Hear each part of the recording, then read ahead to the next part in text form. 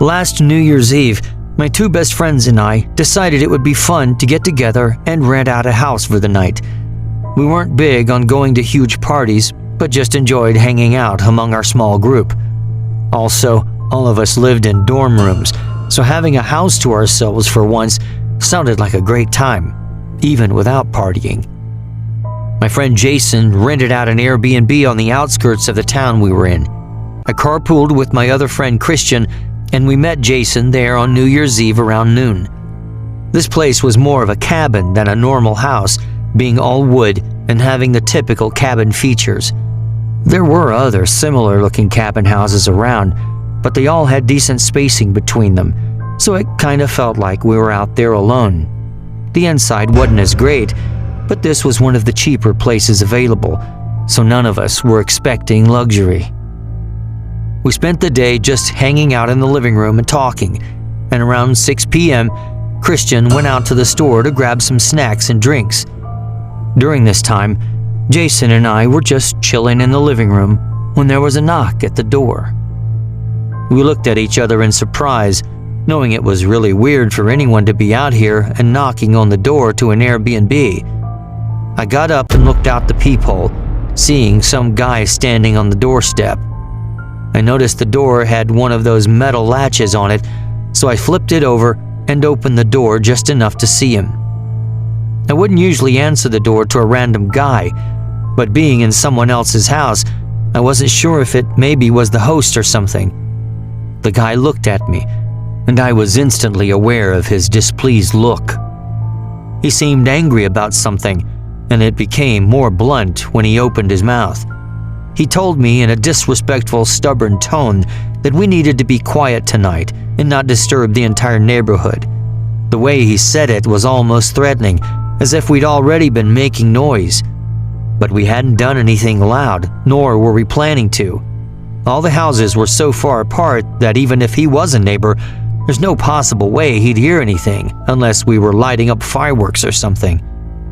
I really wasn't in the mood to argue, so I just said sure and closed the door in his face. But not even a second later, he banged on the door again. I ignored him that time, making a face at Jason like this guy was crazy. We heard him leave after a moment, and when Christian got back, we told him about the encounter. He almost didn't even believe us. The next 3 hours went by quickly as we watched a movie and played some games on Jason's Switch. Then, come almost midnight, we heard something outside.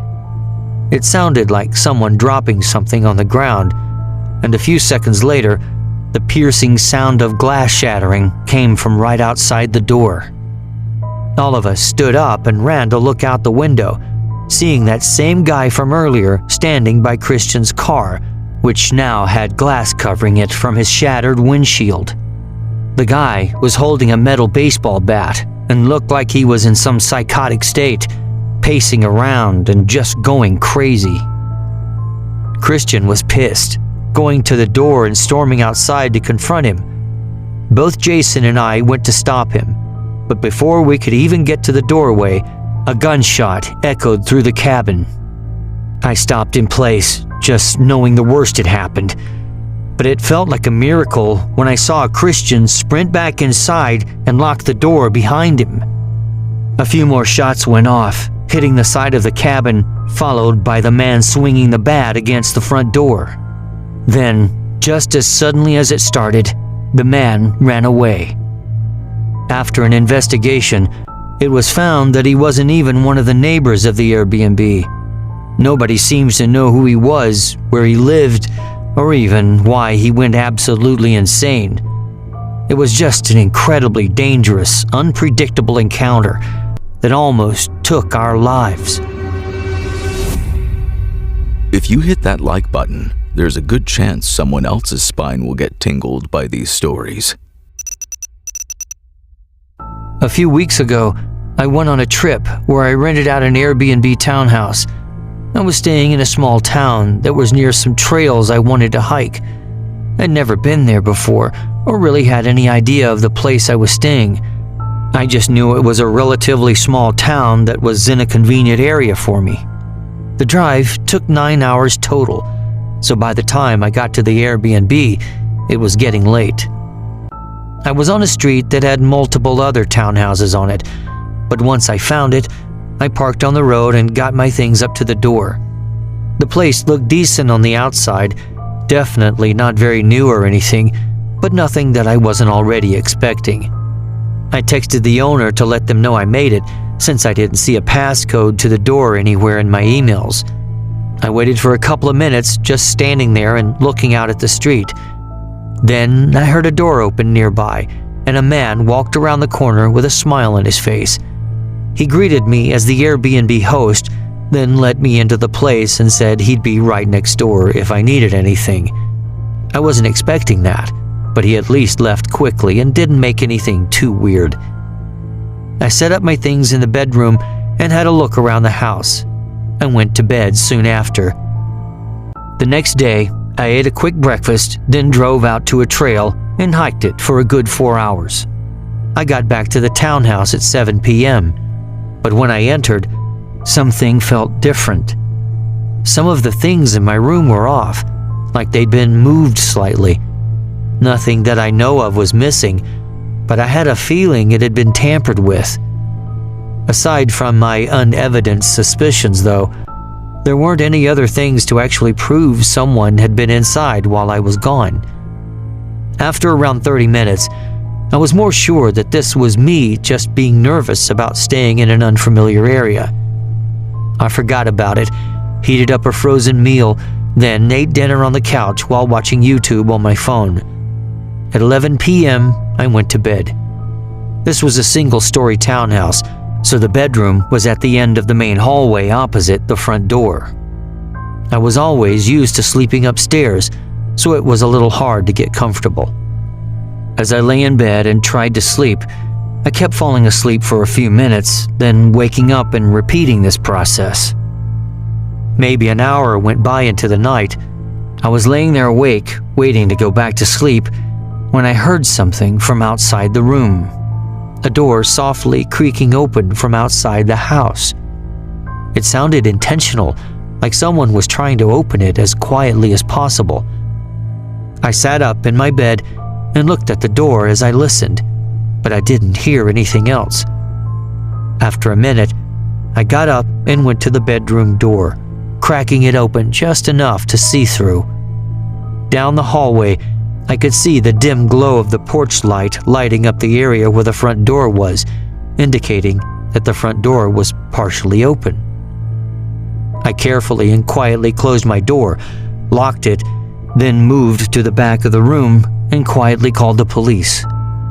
In the middle of the phone call, I heard a creak right outside the bedroom door, and when I looked at the bottom, I could see the outlined shadow of someone standing there. I immediately stopped talking, waiting for them to walk away before continuing to report to the operator. Thankfully, nothing else seemed to happen as I waited for the officer to get there. They were gone by then, but everything showed that someone had been inside, including shoe prints all over the place. There was no doubt, even to the cops. While I, for some reason, had my mind set on it being the Airbnb host, they didn't find anything to support that other than the front door being open without any sign of struggle. There's also not much to say on whether they had been inside the house while I was gone during the day. With nothing missing, though, and them coming back once I was there, I think their intentions had to do with me. It still haunts my thoughts, wondering what could have happened and if they are out there still trying. 4 years ago, I rented an Airbnb to stay in for the holidays. I was seeing my family for the week of Christmas, so I got a place just a few miles away from them. When I arrived on December 20th, everything was exactly as I'd expected. The place was a very regular house in a very normal neighborhood. Overall, I was satisfied. I'd gotten there around 6 p.m. on that first day and didn't feel like going out to see anyone until I'd gotten a good night's rest. So I stayed in and relaxed for the rest of the night, watching some TV and even getting a little bit of work done as well. I got in bed just before 10 and fell asleep. In the middle of the night, I slowly woke to a noise coming from downstairs. I was still half asleep and didn't even check the time, but it sounded like a few small thumps against the wall coming from somewhere in the house. As I listened to the noises, I didn't feel worried or anything. I just thought it was the house making these sounds. I only stayed awake for a minute before drifting into sleep again, and I don't recall waking up any other times during the night. By morning, I'd forgotten about those noises. I was pretty sure it was just the AC unit or something. I let my family know I'd made it into town, and we set our plans for dinner at their place. I relaxed at the Airbnb for the whole morning and afternoon until I was ready to head out. I grabbed my bag and keys, then walked up to the front door to exit the house. But when I opened it, I was face to face with a man standing right in front of me on the porch. It completely caught me off guard, and I just stood there looking at him for a second before even saying anything. "Can I help you?" I asked. The man didn't knock or ring the doorbell, which made me start thinking about how long he could have been standing there and why he was here to begin with. He didn't respond to my question, though. Instead, he just nodded, then walked away. I watched him go down the sidewalk and continue walking down the street until he was gone. I can't see any situation where this wouldn't be strange and creepy. Why was he at the Airbnb, and for how long was he standing there without knocking? I made sure the place was locked up, then drove to my parents' house for dinner with the family. I brought up the situation as an interesting story, and everyone else seemed to think it was just as creepy as I thought. Dinner was still nice, and we had plenty of other great conversations, catching up on life and everything. But that whole night, I couldn't stop thinking about that man and whether my things I'd left at the Airbnb were going to be stolen or something.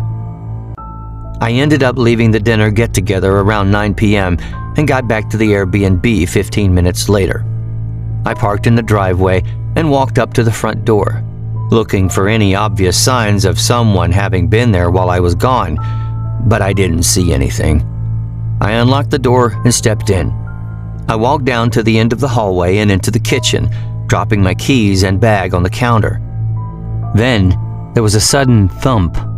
It was just the same as the ones I'd heard the previous night, but now that I was downstairs, it was far louder and clearly coming from one side of the house. I slowly stepped into the room near where the sound was coming from, but then the thump came again from a door right next to me. I jumped back, getting a surge of adrenaline. After staring at the door for a few seconds, I could hear the faint sound of heavy breathing from the other side. I grabbed my keys and ran for my car. I still didn't know exactly what was going on, but I was not going to stay to find out on my own. I called 911 and waited for them to arrive. When they did, I watched them go in and search for a few minutes. Then they came out and told me something horrifying. The door the person was behind was the garage door, which showed signs of distress from the person likely trying to break the lock and get inside. Unknown to me, there was a side door connected to the garage that led outside, which had been left unlocked by whoever stayed there before me.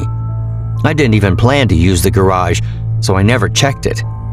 Whether the man I'd seen on the porch was the same person that was in the garage is unknown, but just knowing that I was asleep while someone was right below me trying to break into the house is terrifying. What they were trying to achieve after breaking in, we have no way of knowing.